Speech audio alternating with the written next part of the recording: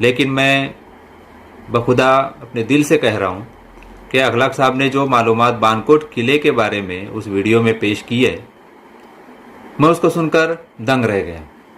अस्सलाम वालेकुम. मी शकूर तिसेकर मेलबर्नशी बोलतो आहे. आजची ही जी कोकणी म्हण आहे ती जनाब अहमद नाडकर यांनी धरलेली आहे. मोप मोप शुक्रिया त्यांचा. आप अपने मसल को अगर बचाने के लिए कुछ ऐसी हरकत ना करो कि आपकी हड्डी टूट जाए, और अगर आपकी हड्डी टूट जाए तो आप तो मरने वाले हो. रमजान मुबारक इन एडवांस. अस्सलाम वालेकुम वरहमतुल्लाहि व बरकातहू। कोकनी कहावतों का एपिसोड नंबर 15 आप देख रहे हैं, और सबसे पहले आप सुनेंगे अहमद नाडकर जनाब साहब को। मंडनगढ़ से मुखातिब हैं आपसे, और उनके पहले व्यू सुनिए, और उन्हीं ने दी हुई जो कहावत है वो शकूर तिसेकर साहब आपको कोकनी, उर्दू और इंग्लिश में तफसील के साथ बताएंगे। अस्सलाम वालेकुम रहमतुल्लाहि बरकातहू। मैं अहमद नाडकर, मैं बानकोट तालुका मंडनगढ़ इस गांव से ताल्लुक़ रखता हूं। फ़िलहाल ज़िला परिषद उर्दू स्कूल महाप्रल में 13 साल से दरस व तदरीस के फ़राइज़ अंजाम दे रहा हूं। मोहतरम अखलाक नागुटने साहब ने जो एक चैनल चलाया है जिसका नाम कोकनी माउंटेनर्स है, और इस चैनल पर वो कोकन से मुतालिक तारीख़ी मकामात, यहाँ के त्यौहार, तहज़ीब व तमद्दुन के बारे में वीडियोज़ दुनिया के सामने उजागर करते हैं।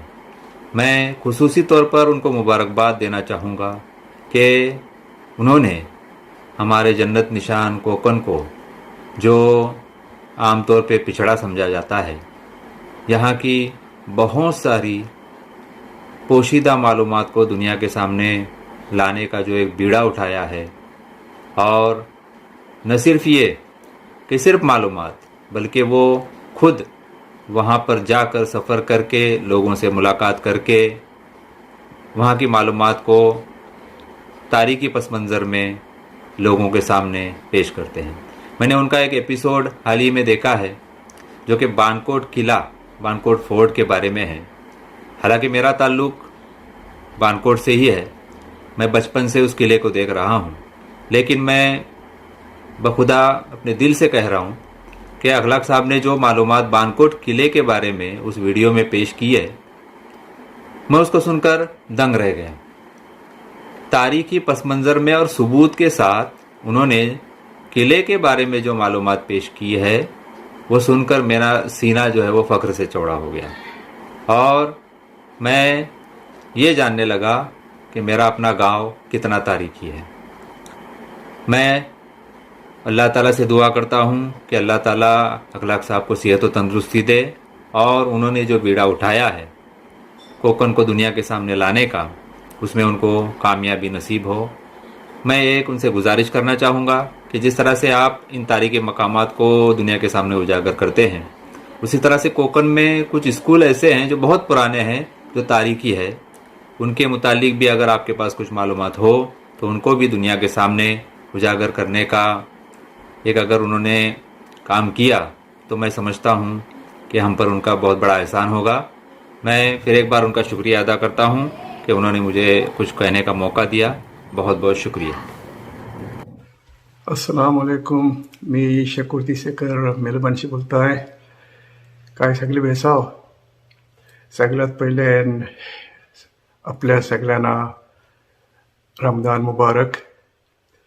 गल्फला माझ्या अंडरस्टँडिंगनुसार सौदी आणि गल्फला बऱ्याच कंट्रीत सणवारची म्हणजे आज रमजान सुरू झालं, आणि बरीच लोक आता चांद दिसेल त्या हिशोबाने आता सकल किंवा परवा होईल. पण जे आज लोक रमजान धरतात त्यांना आज, आणि जी सकल किंवा परवा जातील त्यांना सगळ्यांना ॲडव्हान्सला रमजान मुबारक. आजची ही जी कोकणी म्हण आहे ती जनाब अहमद नाडकर यांनी धरलेली आहे. मोप मोप शुक्रिया त्यांचा. त्यांची म्हण आहे, हाड जगला तर मांस पण येईल. ही म्हण जी आहे ती तिला खूप डीप असं मिनिंग आहे. आता तुम्हाला असं वाटत असेल की हाड जगला, हाडाला इतका इम्पॉर्टन्स का दिलेला आहे ह्या म्हणीत. कारण हाड काय जरी तुटला तर इतकी फिकर करायची काय त्यात मोठी बात आहे. ऑर्थोपेडिक्स डॉक्टरच्या गेल्यावर की तो तुमचा तो हड्डी फिक्स करतं 6 महिन्यात बेस होतं. मग ह्या कहावतीचं इतकं खास काय मतलब आहे किंवा इतकं इम्पॉर्टन्स काय. आजच्या घडीला कदाचित हाड मोडला तर मोठी बात नाही, पण जर आपण जरा मंगती गेलो म्हणजे मोप 1 लाख वर्षा अगोदर किंवा 2 लाख वर्षा अगोदर गेलो तेव्हा ऐसा असायचं की जर तुमचा हाड मोडला म्हणजे खंच्या पण प्राण्याचा एनिमलचा हाड मोडला की ती प्राणी मेला. कारण कैसा असायचं की तुमचं एकदा हाड मोडल्यावर तुम्ही ती डिफेंड नाही करू शकत आणि तुमचं जर दुसरी समजा आता अगदी जरी वाघ असलो आणि जरी सिंह असलो तरी पण त्याचं जर हाड मोडाला तर साधं म्हणजे जी दुसरी कुत्र्या बित्र्या पण त्यांची किंवा जी भेडिया ज्याला बोलतात आपण हायना बोलतात ती पाठीमागशी त्यांना सगळे हल्लो करून त्याची शिकार करतात. कारण तो काही करू नाही शकत, त्याचं हाड मोडलेलं आहे. डिफेंड तो स्वतःचं करू नाही शकत. म्हणजे तुमचा हाड मोडला की ती माणूस मिळाला म्हणजे ती प्राणी मिळाला.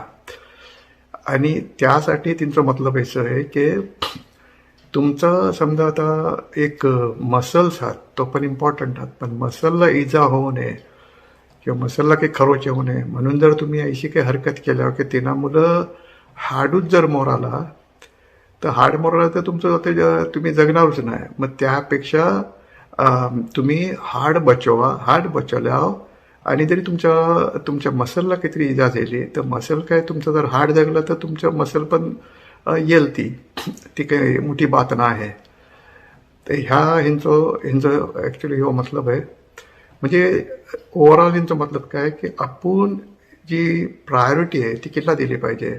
सगळ्यात मोठी प्रायोरिटी काय ह्या हिशोबाने ह्या सिच्युएशनला काय आहे की तुम्ही हाड बचवणं तुमची प्रायोरिटी आहे. तर ठीक आहे. तर ह्यो त्यांचा मतलब है. अभी मैं उर्दू में कहूँगा. मैं शकुती शेखर मेलबर्न से. सबसे पहले आप सबको रमज़ान मुबारक. जो भी आज रमज़ान रख रहा है या कल रखेंगे तो कल या परसों उनके लिए एडवांस में रमज़ान मुबारक.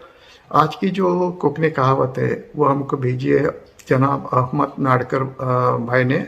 बहुत बहुत शुक्रिया.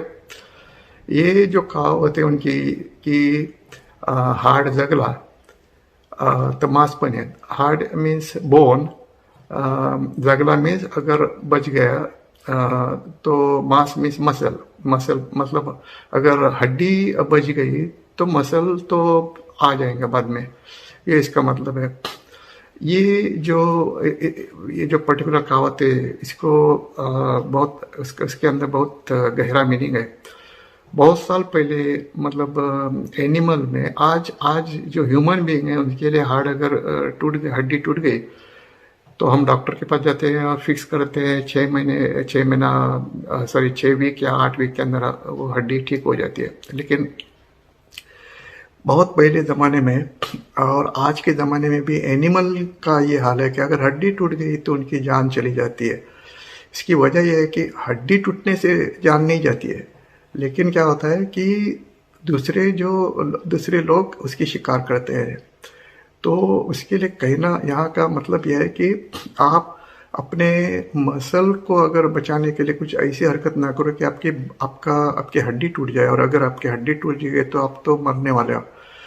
तो आपको प्रायोरिटी कहाँ देना है ये समझना है. ज़िंदगी में ऐसे बहुत सारे सिचुएशन आते हैं तो वहाँ ये समझना लाजमी होता है कि कौन सी चीज़ ज़्यादा मानी रखती है. वहाँ पे उसको इम्पोर्टेंस देके हमको कोई भी डिसीजन लेना होता है. तो ये इस चीज़ मतलब कहावत का मतलब है. Now I will explain in English. I am Shakuti Shekhar from Melbourne. First of all, Ramadan Mubarak to all who is fasting from today and maybe from tomorrow and day after tomorrow. For them, Eid Mubarak. Sorry, not Eid. Ramadan Mubarak in advance.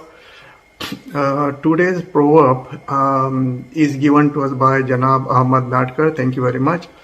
His proverb is hard zagla tamas panel.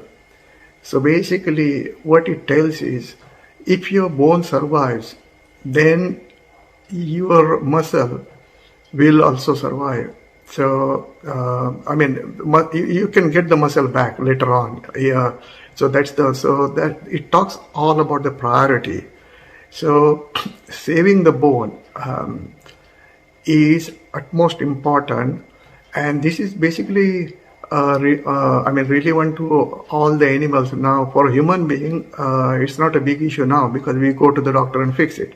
But for all other animals, and for human being in the past, if someone break their bones, basically he's doomed. Like his life would be in danger because the other animals would kill them, will prey them, and that's why when it comes to saving your muscle or bone, obviously you should save your bone first, because if you save the bone, that means you are saving your life, and then you'll get your muscle back later on. So that's the actual meaning of this particular proverb. I hope you enjoy this proverb.